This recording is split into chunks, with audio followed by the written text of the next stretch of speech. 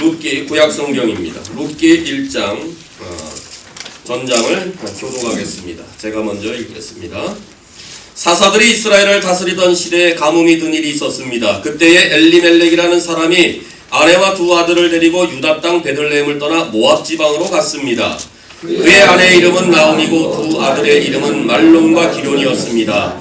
이들은 원래 유다 땅 베들레헴에서 가까운 에브라 지방 사람이었지만 모압으로 가서 살았습니다. 그 뒤에 나오미의 남편 엘리멜렉이 죽고 나오미와 그의 두 아들만 남게 되었습니다. 그 두 아들은 모압 여자를 아내로 맞아들였는데 한 여자의 이름은 오르바이고 다른 여자의 이름은 룻이었습니다. 나오미와 그의 아들들은 모압에서 10년쯤 살았습니다. 그러다 말론과 기론마저 죽어버리자 나오미는 남편과 두 아들을 잃고 홀로 남게 되었습니다. 그러던 어느 날 나오미는 여호와께서 자기 백성을 돌보아 유다의 풍년이 들게 하셨다는 소식을 들었습니다.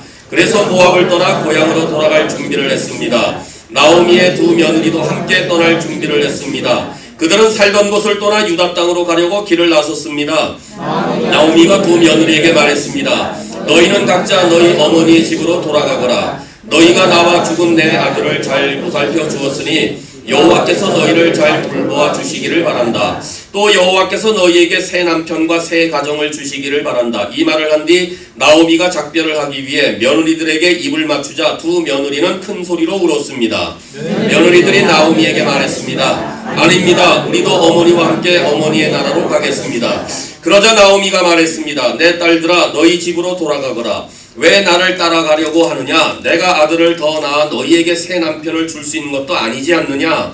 너희 집으로 돌아가거라. 나는 다른 남편을 맞아들이기에는 너무 늙었다. 설령 내가 오늘 밤에 다른 남편을 맞아들여서 아들을 낳을 수 있다 해도 무슨 소용이 있겠느냐? 그 아이들이 클 때까지 너희가 기다릴 수 있겠느냐? 그렇게 오랜 세월을 남편 없이 지낼 수 있겠느냐? 그러지 마라. 여호와께서 나를 치셨기 때문에 내 마음이 너희로 인해 너무 아프구나. 그들은 다시 한번 큰 소리로 울었습니다. 그리고 오르바는 나오미에게 입을 맞추어 작별 인사를 했습니다. 그러나 룻은 시어머니에게 매달렸습니다. 나오미가 말했습니다. 보아라. 내 동서는 자기 백성과 자기 신들에게로 돌아갔다. 너도 내 동서의 뒤를 따라가거라. 그러자 룻이 말했습니다. 저더러 어머니를 떠나라고 하거나 어머니 뒤를 따르지 말라고 하지 마십시오. 저는 어머니가 가시는 곳에 따라가고 어머니가 사시는 곳에서 살겠습니다. 어머니의 백성이 제 백성이고 어머니의 하나님이 제 하나님이십니다. 어머니가 돌아가시는 곳에서 저도 죽어 거기에 묻히겠습니다. 만약 제가 이 맹세를 지키지 않는다면 여호와께서 제게 무서운 벌을 내리셔도 좋습니다. 오직 죽음만이 우리를 갈라놓을 수 있을 것입니다. 나오미는 룻이 자기와 함께 가기로 굳게 마음먹은 것을 보고 더 이상 아무 말도 하지 않았습니다. 나오미와 룻은 길을 떠나 베들레헴으로 향했습니다. 그들이 베들레헴에 도착했을 때 온 마을이 떠들썩해졌습니다. 마을 여자들이 말했습니다. 이 사람이 정말 나오미인가? 그러자 나오미가 사람들에게 말했습니다. 저를 나오미라고 부르지 마십시오. 전능하신 하나님께서 저를 슬프게 만드셨으니 이제 저를 마라라고 부르십시오. 제가 떠날 때에는 가진 것이 많았으나 여호와께서는 저를 빈 털터리로 돌아오게 하셨습니다. 여호와께서 저를 괴롭게 만드셨고 전능하신 하나님께서 제게 큰 고통을 주셨습니다. 그런데 어떻게 저를 나오미라고 부르십니까? 나오미와 그의 며느리인 모압 여자 룻은 이렇게 모압에서 돌아왔습니다. 그들이 베들레헴에 왔을 때는 보리 수확을 시작할 무렵이었습니다. 리완선 도사님께서 말씀 인도하시겠습니다.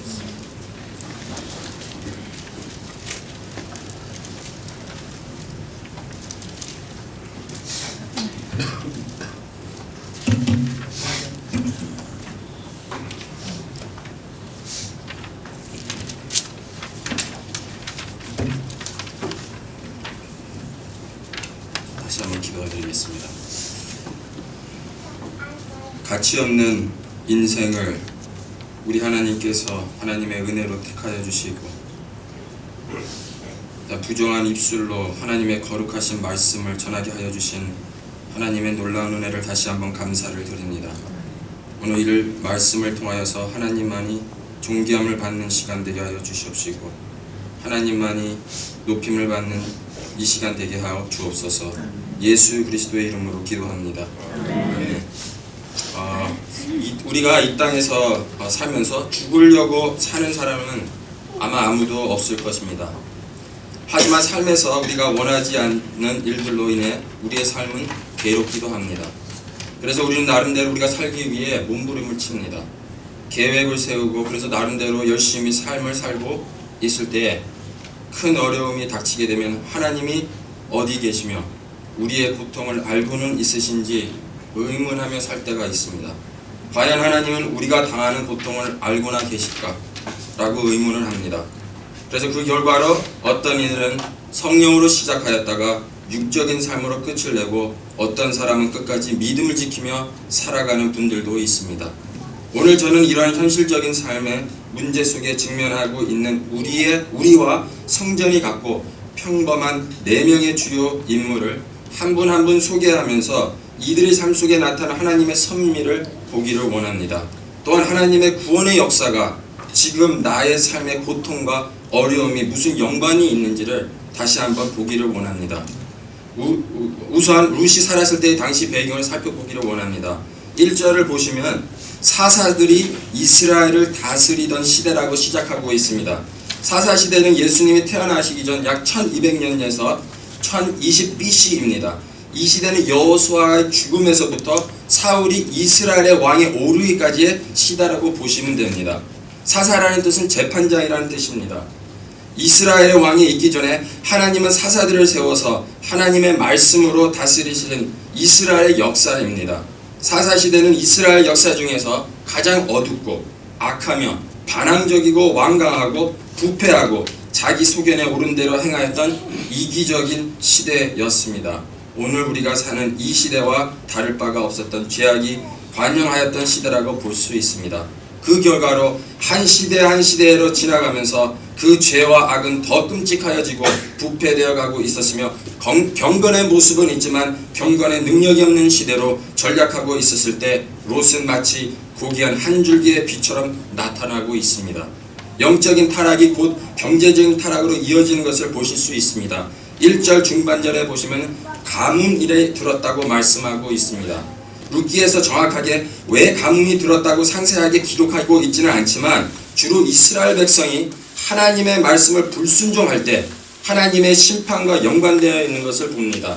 그 이유는 하나님의 영적 양식인 하나님 말씀을 거역하는 것과 우리의 이러한 양식과 관련되어 있기 때문입니다. 현재 우리 역시도 영적으로, 도덕적으로, 경제적으로 고통 속에서 살고 있는 우리에게 보이지 아니하시는 선하신 하나님의 섭리를 룻의 삶을 통해 믿음의 눈으로 보실 수 있으시기를 바랍니다. 지금부터 룻기에 나오는 인물들을 보시겠습니다. 성경의 이름들은 상당히 중요합니다.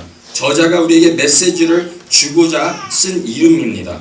룻기 1장에서 1절에서 5절에는 6명의 인물이 나오는데 엘리멜렉, 아내의 이름은 나오미, 두 아들의 이름은 말론과 기론, 그리고 두 며느리 오르바와 룻입니다. 엘리멜렉은 라는 뜻은 하나님은 나의 왕이시다라는 말입니다. 그러나 이름과 걸맞지 않게 엘리멜렉은 영적인 관심보다 육적인 만족을 최우선으로 두고 살았던 사람입니다. 그의 가족은 모압이라는 땅으로 갔다고 말씀하고 있습니다. 모압은 베들레헴의 약 50마일 정도 밖에 떨어지지 않는 곳에 위치하고 있습니다. 모압은 창세기 19장에 아브라함의 조카 롯과 그의 딸 그 큰 딸과의 근친상간으로 태어난 시작의 조상입니다. 그들은 성적으로 부도덕한 사람들입니다. 더 나아가 그들은 아브라함의 하나님, 이삭의 하나님, 야곱의 하나님이신 여호와를 섬기지 않았으며 키맛이라는 모압심을 섬겼습니다. 하나님의 사람들은 그들과 상종하지 말아야 했습니다.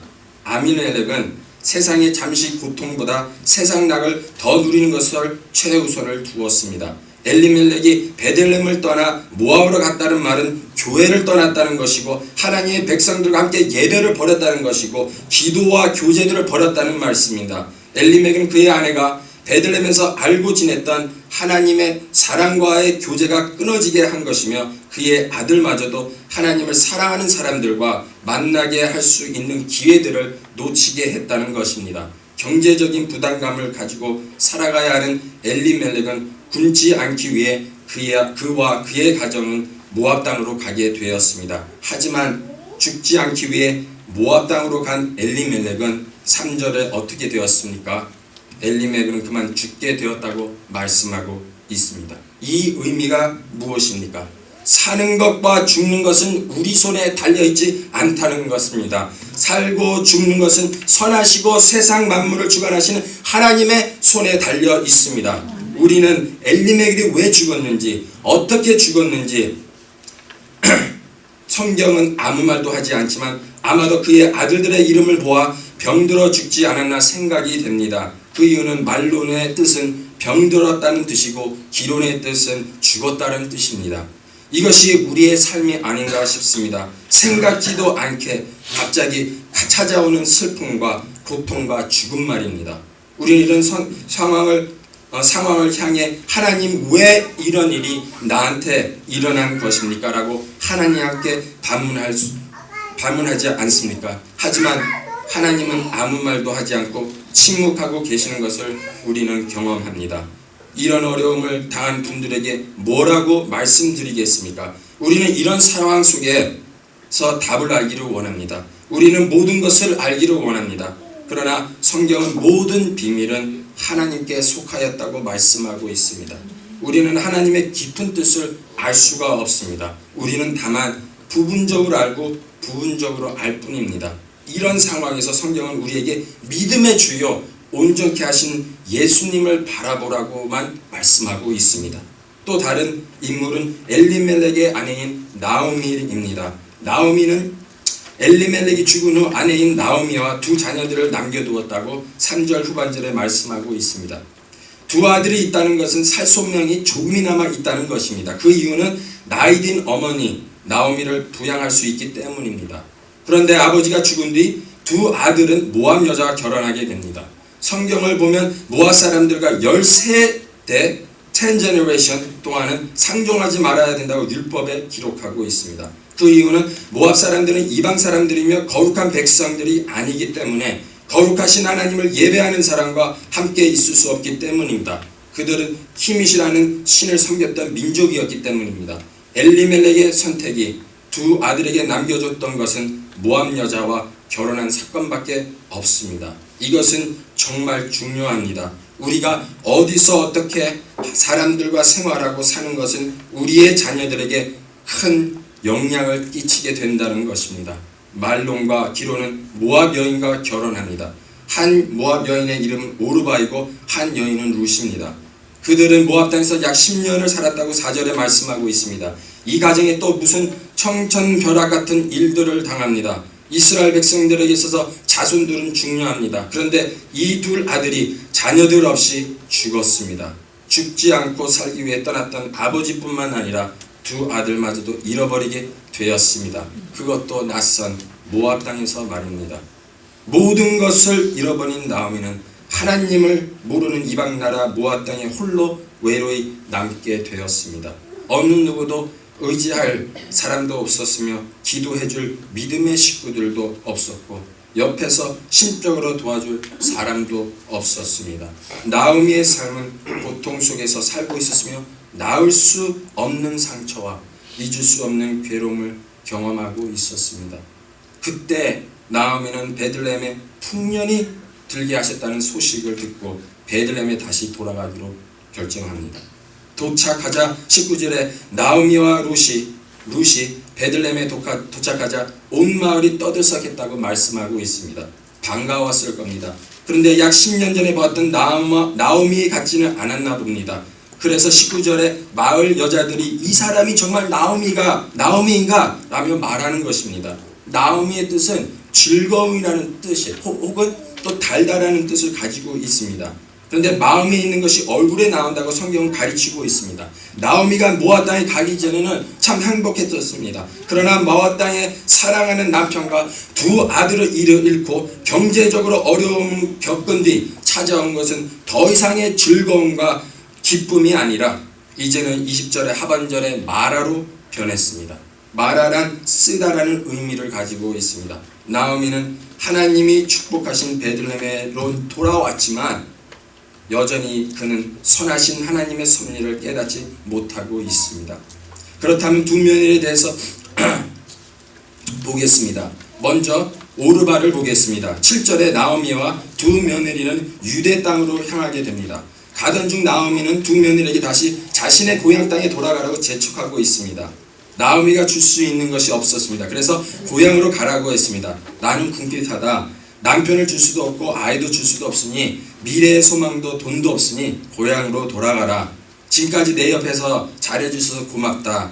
내가 필요할 때 옆에 위로해줬으니 이제 그만 됐다. 라며 나오미는 두 며느리에게 입을 맞추자 그들은 울면서 떠나려고 합니다. 처음에는 두 며느리는 10절에 아니라고 대답합니다. 같이 함께 가기로 원했다고 했습니다.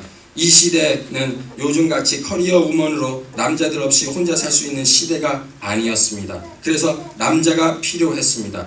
현실적으로 나오미는 두 며느리에게는 변론을 합니다. 그러자 두 며느리 중 한 며느리인 오르바는 어떻게 결정을 내렸습니까? 14절에 슬픔을 머물고 오르바는 나오미에게 입을 맞추어 작별 인사를 했다고 말씀하고 있습니다. 오르바는 현실주의자라고 할 수 있습니다. 오르바는 나오미를 따라가게 되면 분명 평생을 과부로 살 수밖에 없다고 생각했기 때문에 기회가 되었을 때 빨리 가는 것이 좋을 것 같아 생각을 바꾸어서 자신이 살던 고향과 모압 백성들이 섬기는 신으로 돌아가기로 결정했습니다. 이것은 마치 우리가 우리의 믿음의 벽에 우리의 삶에 부딪히게 되면 하나님을 잘 믿다가도 다른 곳에서 우리의 마음을 돌린 것과 같다는 것입니다.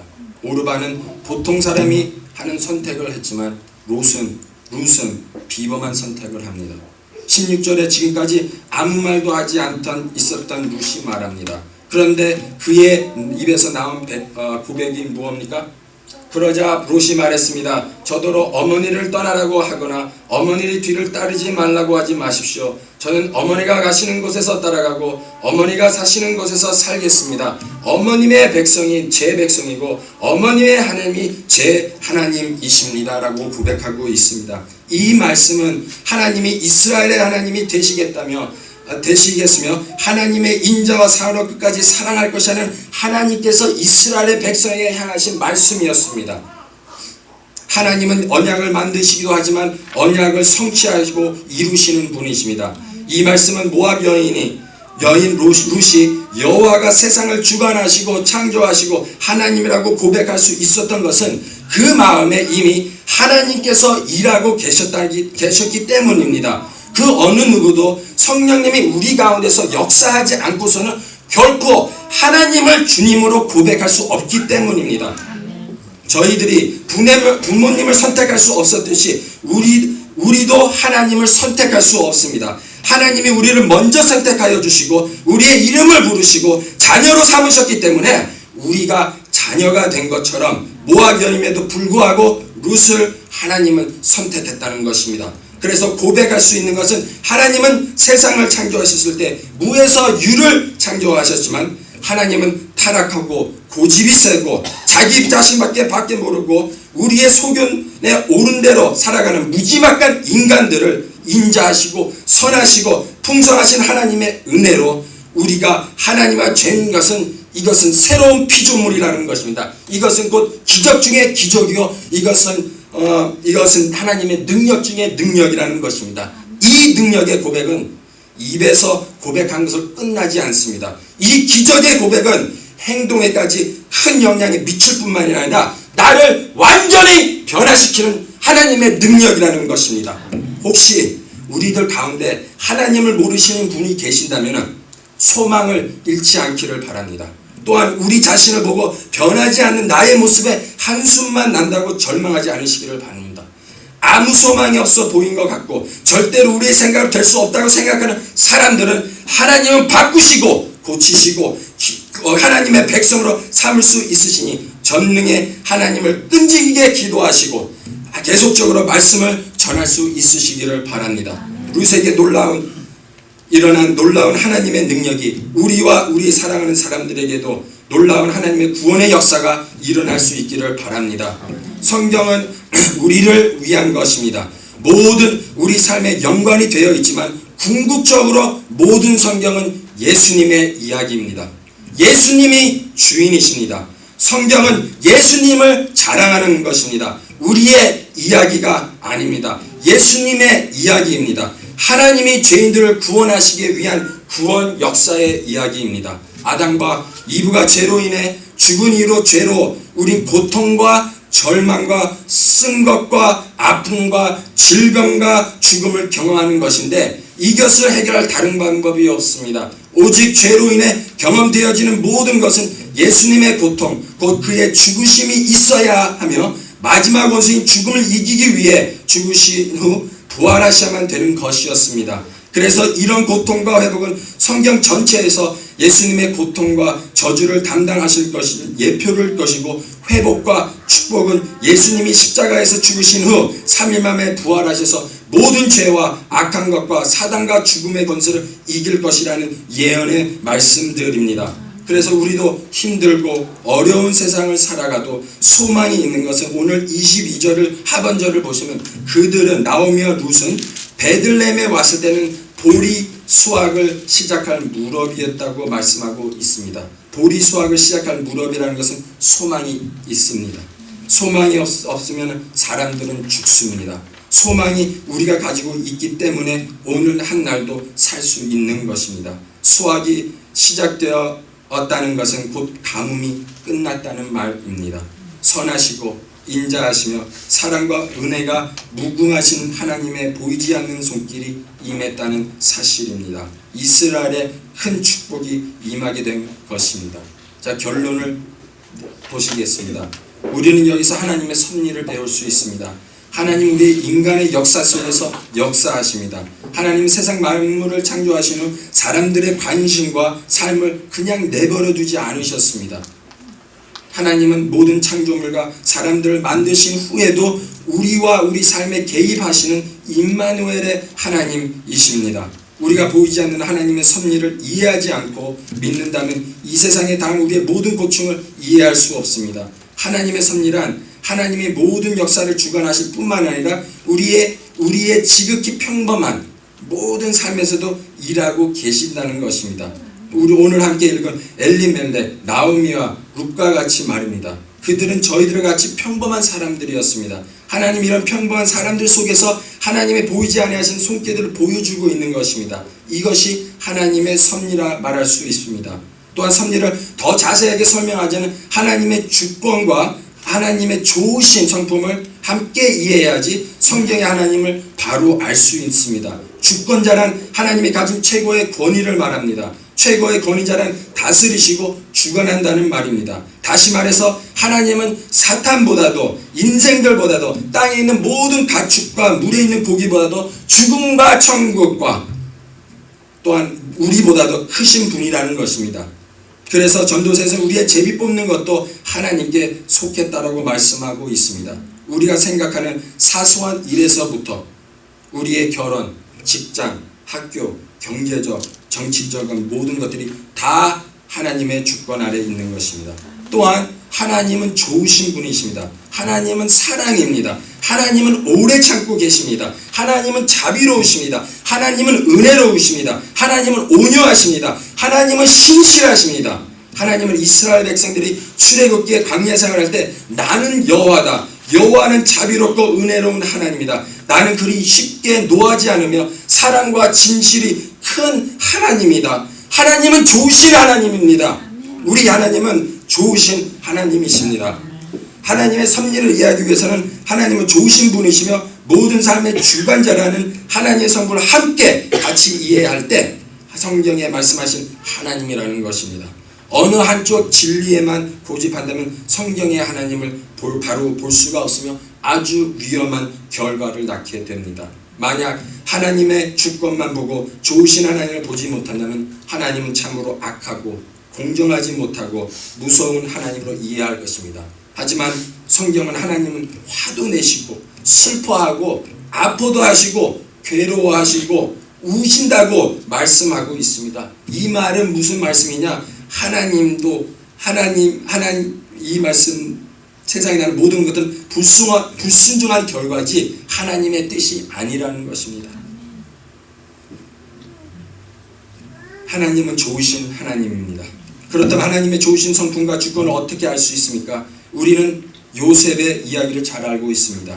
아버지의 사랑을 독차지한 요셉은 형들이 질투로 인해 그를 애굽에 팔게 됩니다. 많은 시간이 지난 후 요셉은 창세기 50장 20절에 형님들은 나를 해치려고 했지만 이것은 정말 악한 것인데, 그러나 하나님께서는 형님들의 그 악한 것을 선으로 바꾸어 주셨다. 무슨 말씀입니까? 하나님은 죄보다 크신 분이십니다. 하나님은 사탄보다도 크신 분이십니다. 하나님 우리보다 크신 분이라는 것입니다. 로마서 8장 28절에는 우리는 하나님께서 모든 일을 하나님을 사랑하는 사람, 즉 하나님의 목적을 위해 부르심을 입은 사람들의 선을 위하여 하신다고 말씀하고 있습니다. 다시 말해서 이 세상에 일어나는 모든 일들이 하나님의 뜻이라는 말씀이 아니라 죄와 악과 우리의 모든 실수와 우리의 무지함보다 하나님이 더 크시다는 말씀입니다. 아무 소망이 없는 어떤 상황 속에서도 하나님 우리를 결코 그냥 내버려 두지 않으실 겁니다. 하나님은 선한 일을 위해서 반드시 이루어 나가실 겁니다. 우리가 남몰래 흘린 눈물, 하나님이 결코 그냥 지나치지 않으실 겁니다. 나만 알고 있는 가슴의 상처, 우리의 고통, 우리의 고충, 우리의 모든 것을 알고 계시며 우리의 생사화복을 주관하신 좋으신 하나님이십니다. 우리는 룻기에서 보이지 아니하신 하나님의 선하신 섭리를 발견할 수 있습니다. 또한 우리의 삶 속에서도 일하시는 하나님의 선한 손을 믿음의 눈으로 볼 수 있으시기를 바랍니다. 선하신 하나님이 모든 역사를 주관하고 계십니다. 우리는 엘리멜렉을 살펴보았습니다. 살기 위해 모압을 갔던 사람이었습니다. 영적인 관심보다는 육적인 것에 더 관심이 있는 사람입니다. 성경은 육적인 것을 배척하라고 살라고 말씀하지 않습니다. 일하지도 않으면 먹지도 말라고 말씀하고 있습니다. 계획을 짜지 말라고 하지 않았습니다. 우리의 지식과 생각을 가지고 계획을 분명히 짜고 정확하게 계산하기를 원하십니다. 하지만 이러한 것이 영적인 관심보다 우선이 되어서는 안 된다는 것입니다. 우리의 현실이 힘든 것은 사실입니다. 어려운 것 또한 사실이며 피부로 느껴지는 고충입니다. 엘리멜렉은 물질적인 면에서만 관심을 가졌지 정작 가장 중요한 영적인 것에 관심이 없었던 사람이었습니다. 이처럼 가정의 아버지의 역할이 중대한 것이고 책임을 반드시 지켜야 합니다. 그 이유는 우리의 모든 언어 행실이 마지막 날에 하나님의 심판 때에 보응을 받게 될 것이라고 고린도후서에 말씀하고 있습니다. 모든 아버지의 상은 특권이자 그 뒤에 따른 책임은 막중합니다. 아버지들이 아버지의 책임과 의무를 다하지 못할 때는 가정의 여파를 어떻게 감당하시겠습니까?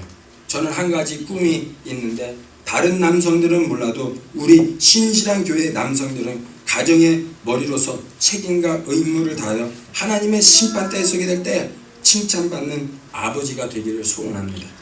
가치관이 없는 사람입니다. 그는 현실적인 사람이라고 할 수 있습니다. 무엇이든지 용납할 수 있는 아주 관용이 많은 사람이라고 할 수 있어요. 하지만 나에게 어떤 불리하게 있다면 도덕도 윤리도 중요하지 않습니다. 나한테 이익만 된다면 무엇인지 할 수 있는 아주 이기적인 사람입니다. 이런 사람은 문제가 있으면 새벽 내외 나와 기도합니다. 그리고 하나님 말씀을 읽고 또 교회에서도 봉사도 합니다. 근데 삶이 잘 풀리지 않으면 그만 포기하고 하는 사람입니다. 이런 사람은 이 종교, 저 종교를 찾아다니면서 기웃기를 거리는 사람이라고 또 얘기할 수 있습니다. 이 사람 역시도 하나님과 상관없는 육적인 사람이라는 것입니다. 나오미는 어땠습니까? 나오미의 뜻은 즐거움과 달달한 뜻을 가지고 있다고 말씀을 드렸습니다. 나오미는 그의 마음은 쓴뿌리로 가득 찼습니다. 불만과 불평이 가득 차 있었습니다. 자존심도 강합니다. 솔직합니다. 그리고 차갑습니다. 마음에 여유도 없습니다. 자책하기도 합니다. 그리고 자기 주장이 강한 사람으로 변했습니다. 룻을 통해서 하나님은 선하신 손길을 보여주셨는데 그것도 보지 못하고 그의 마음은 쓴 마음으로 계속적으로 변해가고 있었습니다. 그런데 저는 개인적으로 나오미가 참 좋습니다. 그는 솔직해서 너무 좋습니다. 아프면 나 아프다고 말하는 사람입니다. 우리는 이렇게 솔직한 사람을 보면 어떻게 믿음을 가졌다는 사람이 불평하며 항상 불만스러우냐고 손가락질하기도 합니다. 성숙하지도 못한다고 합니다. 그런데 하나님이 주신 감정을 솔직히 표현할 수 있기를 바랍니다. 그 이유는 우리가 우리의 감정에 솔직할 때 하나님의 치유가 시작되기 때문입니다. 우리의 감정을 겸손하게 솔직하게 하나님께로 가지고 오시기를 바랍니다. 하나님이 우리에게 귀를 기울이신다고 말씀하셨습니다. 마지막으로 룻은 어땠을까? 룻은 모압 사람입니다. 그녀와 그녀 가정은 하나님이 아닌 다른 신들을 섬겼습니다. 나오미를 따라갔다는 것은 장래에 어떤 일들이 일어날지도 모르고 오직 이스라엘의 선하신 하나님을 믿은 미련한 자가 아니라 지혜로운 여인이요 현숙한 여인이었습니다. 오늘은 읽지는 않았지만 룻기 4장을 보시면 특히 마지막 절에 왜 룻이 중요한지 알 수 있습니다. 앞서 말씀드렸듯이 룻기는 사사시대의 사건의 내용입니다. 그런데 사사기 마지막 장을 보시면 이스라엘 백성들이 악했던 이유가 뭐냐면 왕이 없었기 때문이라고 지적하고 있습니다. 룻기의 저자는 룻도 중요했지만 오히려 다윗에 초점을 맞추는 것입니다. 다윗이 왕이 오르자 이스라엘 백성들이 경제적으로, 정치적으로, 군사적으로, 종교적으로 얼마큼 흥행했습니까? 경제적, 정치적, 군사적, 종교적으로 흥행했지만 여전히 우리의 죄와 죽음의 문제는 해결할 수 없었습니다. 다윗은 영적인 면을 해결할 수 없는 사람입니다. 왜냐? 다윗도 죄인이기 때문입니다. 그래서 하나님은 다윗과 언약을 맺게 되는데 그것은 다윗의 아들 중에 나오는 어느 왕은 영원토록 세세토록 왕위에 있게 될 것이라고 약속하십니다. 수년이 흐른도 하나님이 섭리 안에서 이스라엘이 기다리는 왕이 되었습니다. 마태복음 1장을 보시면 예수님의 족보가 나옵니다. 마태복음은 당시 왕을 기다리고 있었던 유대인들이 위에 쓰여졌습니다. 다윗과 같이 정치적으로, 경제적으로, 종교적으로 다시 권력을 잡을 왕을 기다리고 있었습니다. 하지만 선하신 하나님은 경제적, 정치적, 종교적으로 해결할 수 없는 죄로 인한 고통을 해결하기 위해 이스라엘 백성들의 기대와는 달리 연약하고 가난하고 볼품이 없고 지극히 평범한 사람이자 하나님이신 예수님을 베들레헴에 태어나게 하셨습니다. 이 족보를 보시면 룻의 이름이 나옵니다. 룻이 없었다면 예수님이 나오지 않습니다. 하나님은 모압 여인 룻을 통해 하나님의 그 크신 구원을 이루신 것입니다. 그래서 예수님 우리의 죄 때문에 십자가의 고통을 짊어지기 위해 이 땅에 오셨습니다. 이것이 십자가의 사건입니다. 이 사건이 우리가 당하는 우리의 환난과 고통과 절망과 고충을 이 죄악된 땅에서 이기할 수 있는 것입니다. 그 이유는 예수님이 부활하신 후 승천하시고 지금은 하늘 보좌에 앉으셔서 하늘 오른편에 계시고 하늘에서 있는 것이나 땅 아래에 있는 모든 피조물과 권세자들을 예수님의 발 앞에 두게 하셨습니다. 오늘도 우리가 당하는 어려움과 고통과 아픔들을 예수님께로 가지고 돌아오시기를 바랍니다. 돌아온다는 단어는 룻기 1장에서 원문을 보시면 많이 강조되어 있습니다. 예를 들어 오르바가 자기와 자기 신에게 돌아갔던과 또 룻이 여호와께로 돌아간 것처럼 돌아온다는 말은 주로 구약의 선지자들이 이스라엘 백성들을 향해 외쳤던 회개와 같은 말입니다. 예수님도 이 땅에서 지상 사역을 하실 때 하신 첫 말씀 역시도 회개입니다. 우리의 영혼에 대한 구원의 문제든지 아니면 삶에 당하는 고통의 문제든지 혹 하나님을 현재 등지고 계시다면 지금 속히 예수님께로 돌아오시기를 바랍니다. 그 이유는 예수님은 우리가 당한 모든 고통과 고충을 체험하기 위해 사람이 되셨습니다. 전능의 하나님은 사람이 당한 고통을 당하셨기 때문에 우리가 당하는 모든 고충을 이해하시는 분이십니다. 예수님 밖에 있었을 때는 당하는 우리의 고통은 정말 절망스러운 일이지만 같은 고통이라도 예수님 안에 당하는 고통은 우리 죄악된 모습을 하나님의 거룩하신 형상을 빚으시고 고치시고 회복하시기 위해 보이지 아니하신 선하신 하나님의 섭리라는 것입니다. 우리가 당하는 고통을 통해 우리를 단련하여 정금같이 나오게 하시기를 위한 보이지 아니하는 하나님의 섭리 말입니다.